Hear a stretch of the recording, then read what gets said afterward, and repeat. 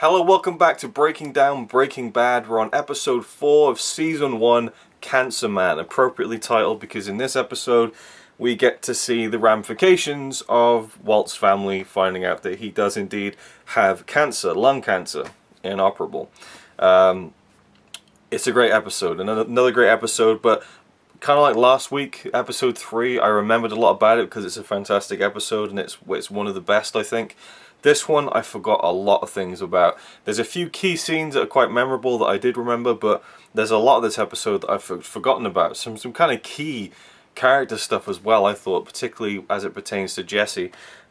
We open up with Hank at the DEA offices, the Drug Enforcement Agency, and he's talking about how this guy Crazy 8, who we've seen in the first 3 episodes, and ultimately met his grisly end at the other end of a D-lock and a pipe, at the hands of Walter White.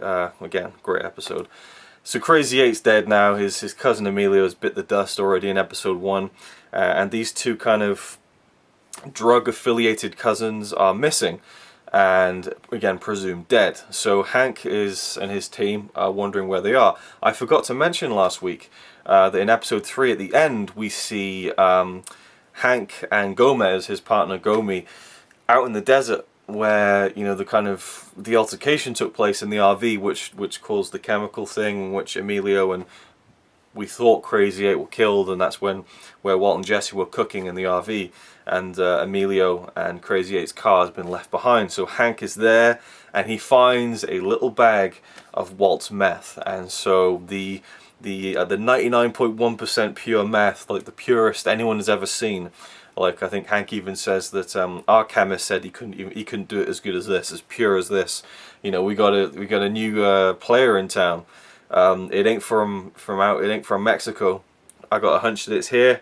It's just from the area, and we have ourselves probably a new kingpin in town. And so we cut as Hank is saying that, you know, the person who did this is probably right here in Albuquerque. We have a new kingpin in town, and it cuts to Walt brushing his teeth in his underpants. You just see like the middle-aged flab around the belly, and he's just brushing his teeth, you know, oblivious. And that's the intro to the episode. It's a great way to kind of catch you up on the fact that and also that Hank and his team found one of Walt's gas masks which got left behind, and you do see that being I think you see a kid pick it up in the desert in episode 2 maybe, but either way it's all starting to get a real kind of shit. They're finding evidence of this now, and also Hank says we're going to send off the gas mask to some guys to see if they can find anything on it. So, you know, in a real life situation it would probably end there. They would find, you know, Walter's DNA on the mask, or then again I can't remember how that plays out. It must come back somehow. So I really don't know what the maybe it was Jesse's mask, and perhaps they pin it on Jesse, but then I don't know, they don't have enough evidence. I can't remember a lot about season 1, but and also something that I think changes almost everything was that Crazy 8, we find out, and I think it was alluded to in the last episode, or at least hinted at, Crazy 8 was actually working with the DEA to kind of take down his cousin Emilio. He was a snitch.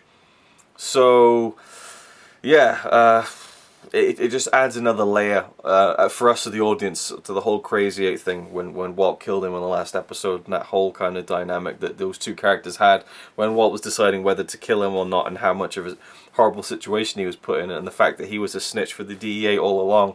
Well, not all along, but at that point, you know, he was going to snitch on his cousin Emilio, but that doesn't matter now. So I think that's something Hank says at the beginning as well. I'm spending far too much on this opening scene, but Hank says, you know, usually I just say that this is one less, you know, drug dealer or whatever, but this happens to be a guy who was going to snitch on his cousin for us. So they're very interested in finding out what happened to them.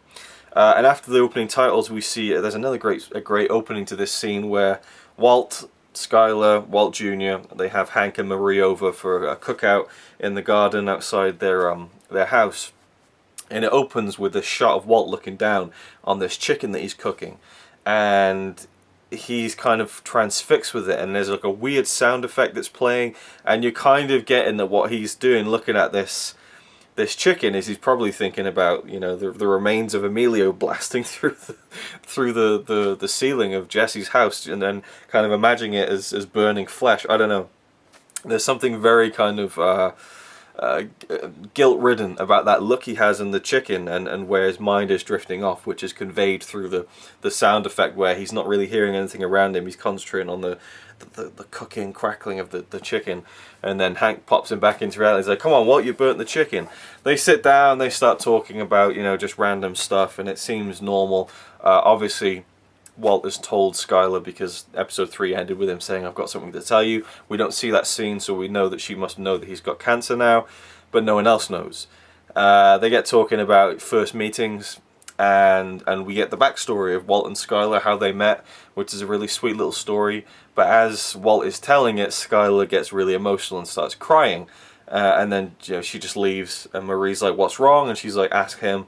So it's all dumped into Walt's lap in front of Marie and Hank and Walt Jr., his son, his sister and brother-in-law. And yeah, he just comes out and then says, I have cancer. And I tell you what, right? Because again, Hank is shown to be a very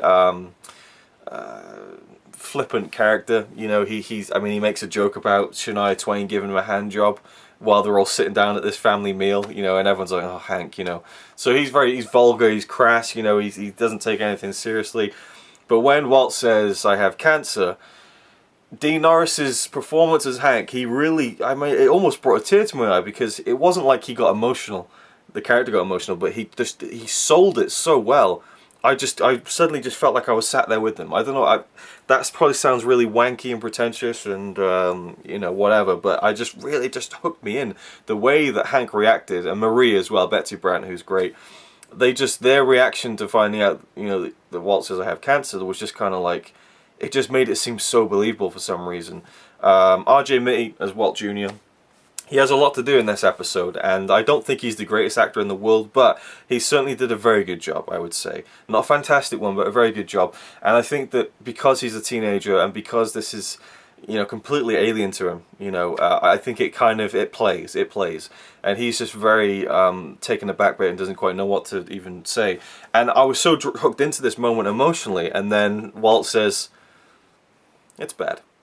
And again, it just brings you back down with this joke, but it's still kind of serious. They really toe the line between the funny and the dramatic, just in a way that I just think is incredible. It really is. I have some notes just to keep me on track with some of the things I want to talk about. We see Jesse and his friends. We get the introduction of Combo and Skinny Pete, who will go on to be, you know, the regular characters throughout the series. And they're at Jesse's house, and Jesse's talking about this new meth he's got, how awesome it is, and he gives them a taste of it and stuff. The morning after, he's getting very paranoid. And there's some fantastic editing in this scene where it kind of skips ahead, where there's just like a one shot of him kind of moving about, but it kind of skips, and the sound effect kind of makes it skittish, and it really works well. And he hallucinates these guys coming towards the house. They're actually these the gag is that they're actually these two teenagers who are trying to spread the word of Jesus Christ, but he envisions them as these bikers from hell with a machete and a grenade thrown up in the air. And he hightails it out of the house that he lives in, and he ends up at his parents' place.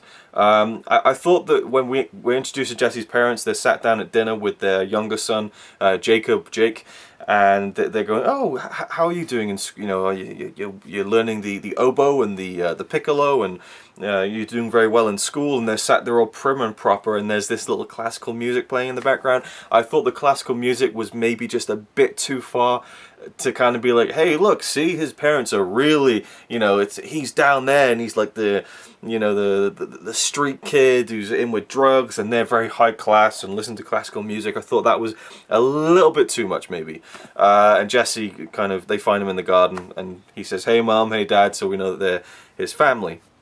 He passes out upstairs in his bedroom, and you can tell that his mum kind of wants to help him, but his dad is kind of just, he's done with it. And they say a lot without saying anything. I mean, they do say stuff later on, but I mean, just the looks on their faces, you can really tell where they're at in terms of you know, giving their son a second, third, fourth, fifth, sixth, eighth, ninth, 10th chance at this point. And again, they allude to that, how many times have we done this and sat you down to have this conversation, and it's just the same thing over and over again. So he sleeps like a day. There's a great time-lapse shot of their house, and I think this is the first Breaking Bad time-lapse shot. It's become something of a staple of the series, I think, by the end, and it's just a beautiful shot of just seeing a whole day pass. Jesse gets up, they're going to have dinner, and it seems like his dad is set on kicking him out, but he sees Jesse laying out all the cutlery and the plates and stuff, and they kind of, okay, we'll let him stay for a bit. And I love that little personal touch. Just, it's something so simple. You can be disillusioned with someone, and then when you see them doing something so normal, I don't know, I just like that touch. It seemed believable to me that you'd be so angry with someone, like they're throwing their life away and whatever, and I need to kick them out, and oh look, he's laying out the plates and everything. It's kind of thoughtful and gives you hope, I suppose, as a parent. So I really like that touch. And there's a scene with Jesse and his brother, and you know, he's trying to kind of, hey, you know, I can give you some advice, we should hang out more and stuff, and his brother's like up, you know, back right, you know, he's perfect posture, he's typing up his essay on his iMac and everything, and he's like got all these awards and medals. And again, I thought maybe too much, you know, showing that his younger brother is so, well, actually no, it pays off later. At first I was kind of like, oh yeah, because I remembered this, but not as much. It was kind of, I was vague on the details. I did remember he had a younger brother, but I'd forgotten much of the details, and I thought, watching it now today, that's a bit over the top. He's got all these medals and awards and trophies and stuff, and then there's a line where, you know, their mum comes in, and she's like, you okay? You okay with Jesse in here, kind of thing? She doesn't say that explicitly, but that's what she means. And Jesse says to his brother Jake, he's like, can you believe that? She's, you know, she's checking on you as if I'm some criminal who's gonna, like, you know, warp your mind, you know, warp the mind of their favorite son. And Jake says, I'm their favorite? Are you kidding me? You're practically all they talk about. And that again gives you the insight that, you know, they are being very standoffish towards Jesse, but they obviously, their estrangement from him that has obviously taken place due to the things that he does, it is playing very heavily on them on a day-to-day basis. It's not like they completely have ignored him and shut him out. They have in a direct sense, but you know, they apparently, from what we hear from Jake, they still talk about him a lot, and I like that. Walt himself is quite paranoid as well. There's a scene where he's driving down the highway and there's a police car behind him, and he gets really stressed out, but it passes by him and he takes the moment to pause and just laugh about it, you know. And I love how that it was just little details of the paranoia between Walt and Jesse, of someone coming after them after what they've done, the ramifications of it. It's all done now, it's settled, but you know, what if, you know, that kind of paranoia. I really liked how that played into the episode. There's a fantastic moment, you know, we get the scene with Walt and Skylar and Hank and Marie, and they're talking about Walt's cancer and why he hasn't told them, and Marie's very much like, well, we'll sort this out, I'll speak to someone, because she works in a hospital, and she's like, we'll sort a meeting out so you can get a second opinion and all this about treatment, and you can tell Walt is not really interested in treatment, but he goes along with it for the sake of it. And there's a great beat where it's just Walt and Hank alone, and Hank, you know, again, doesn't seem to be very comfortable in this kind of situation, says to Walt, you know, I just want you to know, whatever happens, I'll always take care of your family. And I thought that was a real fucking just sweet moment from the character, and played perfectly. He didn't overdo it. Dean Norris, it felt within the boundaries of Hank's character. You could tell that it was kind of, you know, not the most comfortable thing in the world for him to say, but it was coming from a good heart. And he wanted Walt to know that, even if it's not the kind of thing he likes saying. And then Walt doesn't say anything, and again, Bryan Cranston plays it perfectly. You can tell, I think, what I read from his face was that he appreciated it, but he hated the fact that he had to hear it. He didn't like the idea of it. It's kind of a double-edged sword, you know. It's like, I'm glad that this man is saying he will look after my family, but I don't want him to. I want to look after my family. And it's a great moment there. I thought that was fantastic. And Walt Jr. is very pissed off with his dad because his dad ain't saying much. Walt isn't really talking to them about it. It's out, but nothing really has changed. And so Walt Jr. is very frustrated with it. He walks in on Walt trying to get this money that he has stashed inside the air vent. And Walt manages to hide it. And he's like, oh, what's up? What's up, son? And he's like, you know, why are you acting so weird? You're acting like nothing has happened. He storms out, and Walt is left there, and we hold him for quite a while, and he looks down to the right. And he reacts like just like kind of like a shock, a very mild shock, and then he just kind of, you know, goes back. And I'm thinking, what was that all about? And we pan down, and this is of course the room that has since transformed from this kind of spare room with all his awards and stuff and bits and pieces that we saw in the first episode. It's now been painted and stuff, and it's for the new girl. And we see the cot, and the name on the cot is was it Tampico or something like that? I had it noted down. Tampico, yeah, which I believe is the place that Crazy 8's uncle or family owns, the furniture place. So again, you can't escape this being reminded of what he did. And it was just a nice little moment that, you know, you might miss if you're not watching. Oh, I don't know. I mean, I'm not saying that it's not a vital piece of story that the cot came from that place. It's just for people who kind of notice those things. It's like an added layer of something, I guess. So it's going to cost $5 grand just for Walt to be seen by this oncologist who might help him with his with treatment and chemotherapy and stuff. And so he's worrying about the money. Skylar's like, who cares? Let's just put it on credit cards. We'll sort it out. I'll get another job. I don't care. You know, let's not worry about money. And later on, Walt says to her, he's like, but okay, so what if we can get this 90 grand together? What if it doesn't? Well, he doesn't say what if it doesn't work, but he implies it with his face. Again, an interplay between two actors who aren't saying anything. It's just, and it's really well sold. That's what he's implying, you know. And then he says, am I really going to leave you behind with all that debt? You know, what if it doesn't work? And that's when she kind of sees how pessimistic his outlook is, and that upsets her and stuff. And he takes the money that he's already kind of got from some of the, you know, the dodgy dealings that went down in the previous episodes, and he you know, sends it off to this oncology place, and that's the last of his money that he's kind of gotten from his illegal activities, I suppose. And another thing I liked was that Jesse, we see his old drawings on the wall from when he was a kid, and like some bad spelling and stuff, but you can see like a kind of a burst of creativity from Jesse that obviously is missing from his life at this point, although he does consider cooking meth to be like an art, yo. And he goes through all of his old drawings in this chest under the bed, or at the foot of the bed, and he laughs at one in particular, and you're thinking, what's he laughing at? And we cut to it, and it's a drawing he did of Walt when he was in school, and it was like, I forget what the thing is, but some crude drawing of Mr. White. And then he flips it over, and it's a paper that Walter has marked for Jesse, and it's like F, and in big bold, you know, writing at the bottom, ridiculous, apply yourself. And that's when Jesse gets a call from Combo saying, you know, hey, have you got any more of that meth? Because there's some guys who could really, they'll buy all of it.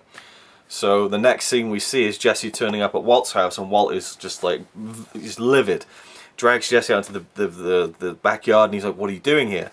And he's like, you wearing a wire? Are you trying to get me or something? There's a great line where Jesse's like, am I wearing a wire? Yeah, I'm wearing a wire. And he's like, oh, what's the line he says? I wrote it down. It really made me laugh.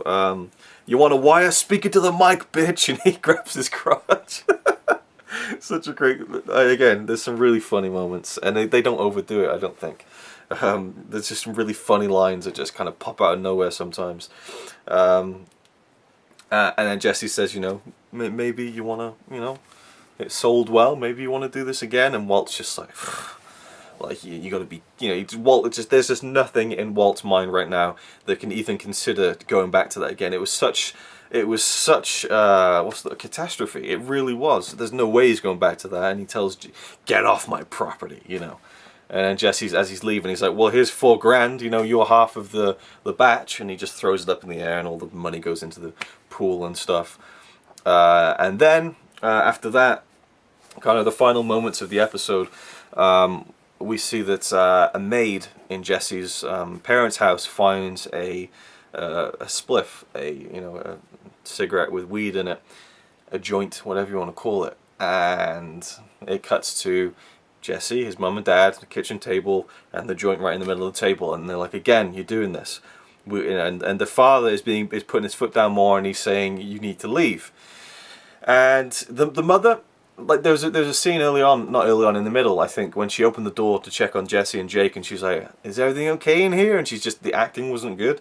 But apart from that, her acting was really good. It's just this one line that seemed out of place, and I hate looking at things like that and thinking, I wish they'd done another take, you know. But she just seemed very false. I don't know, maybe that's part of it. But for the rest of the episode, I really liked the actress's portrayal of Jesse's mother and the turmoil that she's going through, and how she's not even looking at Jesse when the dad is saying, you know, you need to leave and stuff, and it's really hard for her to let her son go. But you know, the dad, her husband, is putting his foot down and saying that you keep doing this, and you know, where's this from? Where's this joint from? And Jesse says, you know, what do you know about this? Jesse says nothing, and they're like, you know, you're just lying to us again. You're making us feel like fools. So they send him packing. Off he goes. His brother Jake follows him outside, and you know, to say goodbye, obviously. And then Jake says, "Thanks for not telling on me. It was his joint." And then he's like, "Can you give it back to me?" Jesse takes it out and just crumbles it in his hand, chucks it on the floor, and just rubs it out on his foot. And at that point, you think he's kind of washing his hands of his little brother.